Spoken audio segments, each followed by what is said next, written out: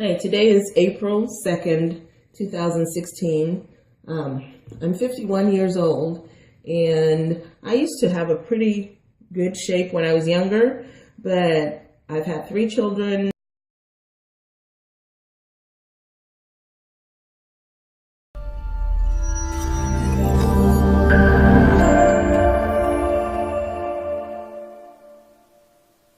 My name is Bernice. I am concerned about the overall well-being of women over 50. As we get to that age, there are things that we share in common that only we can talk about and help each other about. The most excruciating pain ever. Like, I could barely.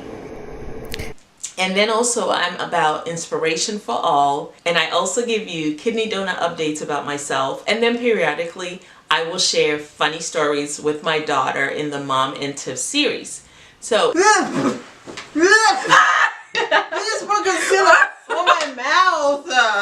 If this is your first time here, go ahead and subscribe, and don't forget to hit the notification bell so that you don't miss any time I publish.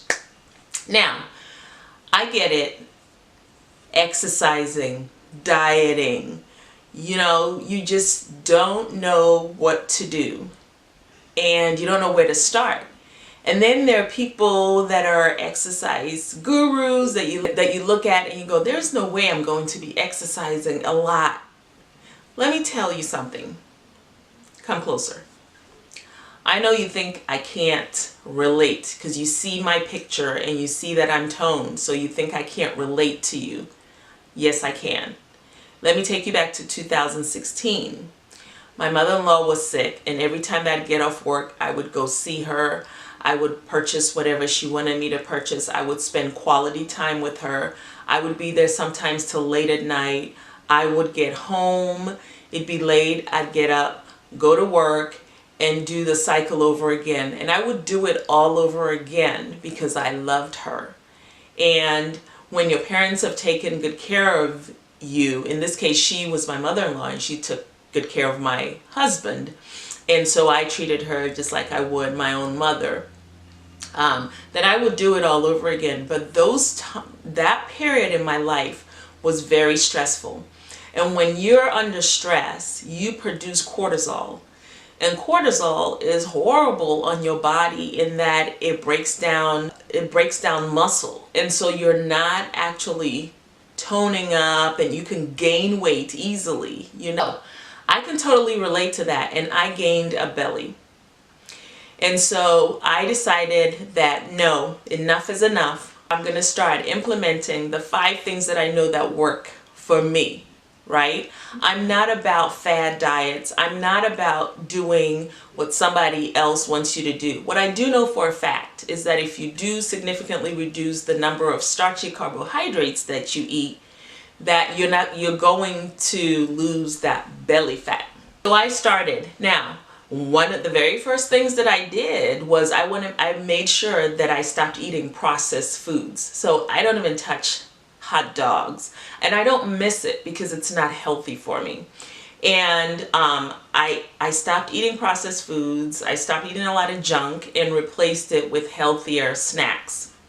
Second thing I did was drink more water. When you stay hydrated, you are going to stay more youthful. It's just healthier for your body. Your cells are mainly water, so you do need to stay hydrated to replenish that.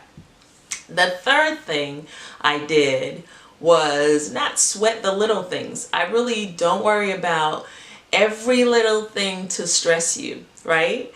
I was listening recently to Evan Carmichael in person, and he said when something smells bad, for instance, he actually will inhale it, right? I can imagine inhaling the skunk smell. I just want to cover up my nose.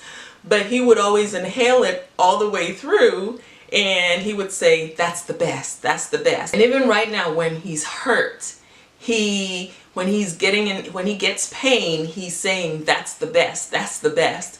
That's going to be hard for me to do, but that's an example of not letting things stress you out. I stopped letting little things stress me out. right? You're already going to have big things like the death of my mother, the death of my mother-in-law, the death of my sister-in-law, the death of my best friend. Those things are big stresses.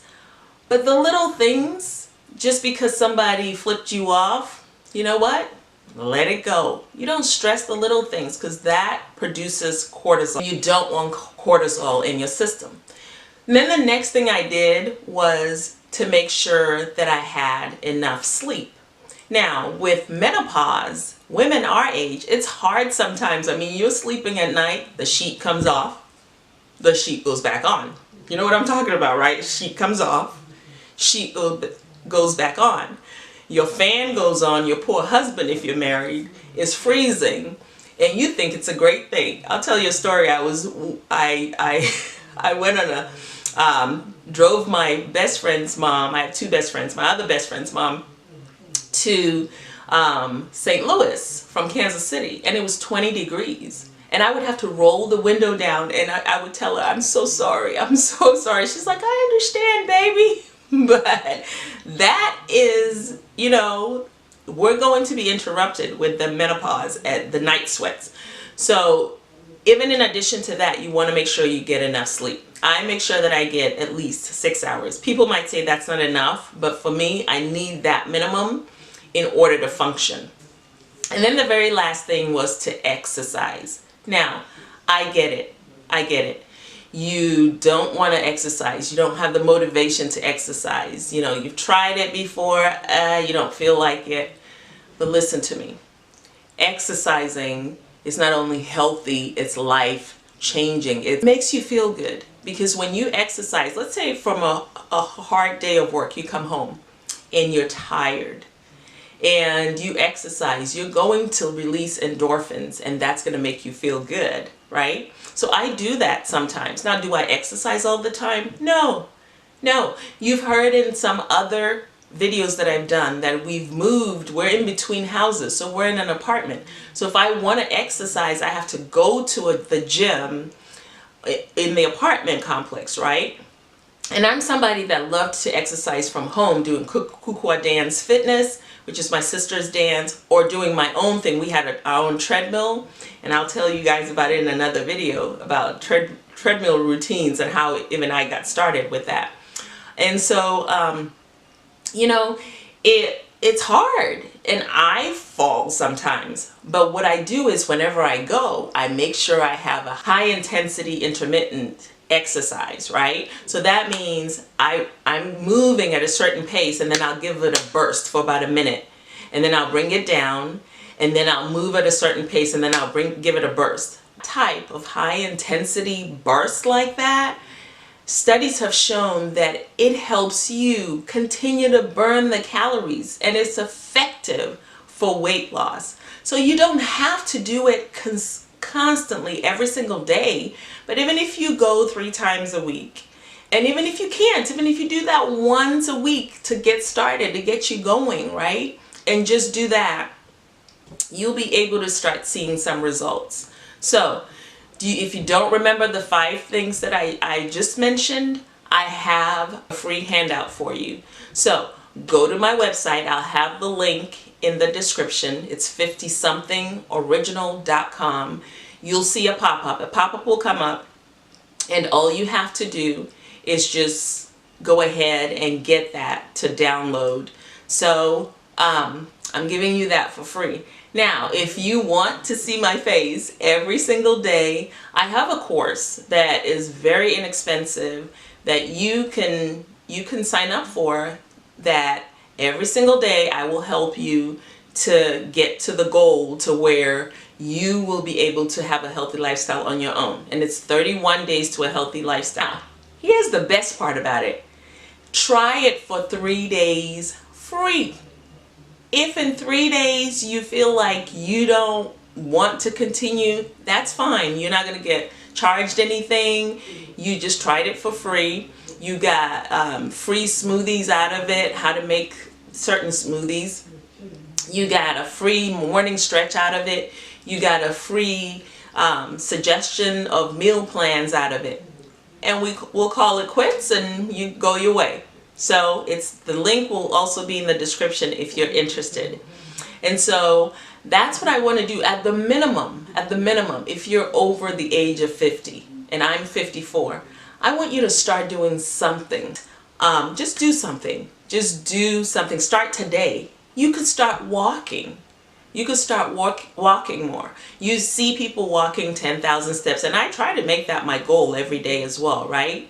But 10,000 steps maintains your weight. So if you're not decreasing the amount of calories that you put in your body and you're doing the 10,000 steps, you're not really going to see that much of a difference, right? But start to change the way you eat slightly and then continue to make sure you do that 10,000 steps. You'll see a change. Now, inexpensive pedometers you can buy at the store to track it. Or I use my phone. I have a Samsung and an older one because my kids tease me about that. And I use that. So it tells you, it's got S Health on there, and it tells you every day how many steps you're doing. So start tracking it. If you see that you're doing 5,000, fine. Try to push yourself a little bit. But start doing something.